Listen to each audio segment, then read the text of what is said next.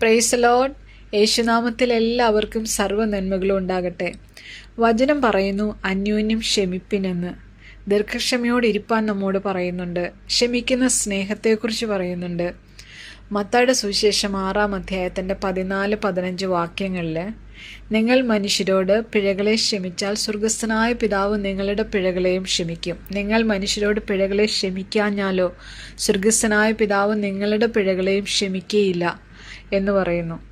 അതുപോലെ തന്നെ നമ്മൾ പ്രാർത്ഥിക്കാൻ നിൽക്കുമ്പോൾ അതിനു മുമ്പായിട്ട് നമുക്ക് ആരോടെങ്കിലും വല്ലതും ഉണ്ടെങ്കിൽ അത് ആദ്യം ക്ഷമിച്ചിട്ട് വന്ന് നിന്ന് പ്രാർത്ഥിക്കാനാണ് വചനം നമ്മളോട് പറയുന്നത്. ഇത്തിരി പ്രയാസമുള്ള കാര്യമാണല്ലേ നമ്മളെ സംബന്ധിച്ച്. എസെക്കിയേലിൻ്റെ പുസ്തകം 36-ാം അധ്യായത്തിൻ്റെ 26-ാമത്തെ വാക്യം വായിക്കുമ്പോൾ ദൈവം ഇങ്ങനെ പറയുന്നു, പുതിയൊരു ഹൃദയം ഞാൻ നിനക്ക് തരും, പുതിയൊരു ആത്മാവിനെ ഞാൻ നിൻ്റെ ഉള്ളിലാക്കും, കല്ലായുള്ള ഹൃദയത്തെ മാറ്റി മാംസമായ ഹൃദയം ഞാൻ നിനക്ക് തരും എന്ന്. നമ്മുടെ ഹൃദയം നിർമ്മലമായും നേരായും ഇരിക്കുമ്പോഴാണ് അതൊരു മാംസമായ ഹൃദയമായി മാറുന്നത്. ദാവീദ് പ്രാർത്ഥിക്കുന്നില്ലേ 51-ാമത്തെ സങ്കീർത്തനത്തിലെ നിർമ്മലമായ ഒരു ഹൃദയം എനിക്ക് തരണമേ എന്ന്. കഴിഞ്ഞ കാലങ്ങളിൽ നമ്മുടെ ഹൃദയത്തിനേറ്റ മുറിവുകളുണ്ടാകാം. എന്നാൽ നമ്മളത് പൂർണ്ണമായും ക്ഷമിക്കുമ്പോഴാണ് നമ്മുടെ ഹൃദയം സൗഖ്യമാകുന്നത്.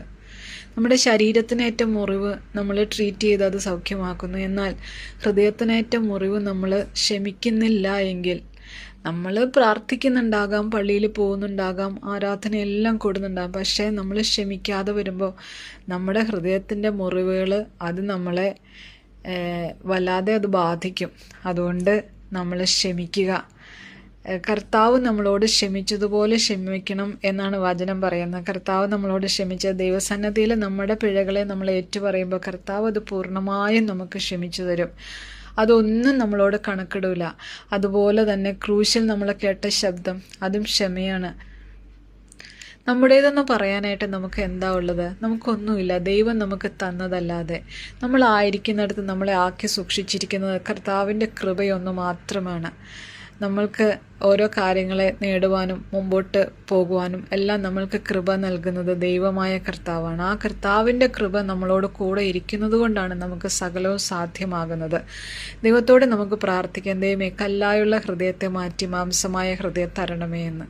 ദാവീദ് പ്രാർത്ഥിക്കുന്നില്ലേ? അതുപോലെ നമുക്കും പ്രാർത്ഥിക്കാം, ദൈവമേ നിർമ്മലമായ ഒരു ഹൃദയം എന്നെ സൃഷ്ടിച്ച് സ്ഥിരമായ അവിടുത്തെ ആത്മാവിനെ എൻ്റെ ഉള്ളിൽ പുതുക്കണമേ എന്ന് നമുക്ക് പ്രാർത്ഥിക്കാം. ദൈവമായ കർത്താവ് നമ്മളെല്ലാവരെയും ധാരാളമായി അനുഗ്രഹിക്കട്ടെ എന്ന് പ്രാർത്ഥിക്കുന്നു. ആമേൻ.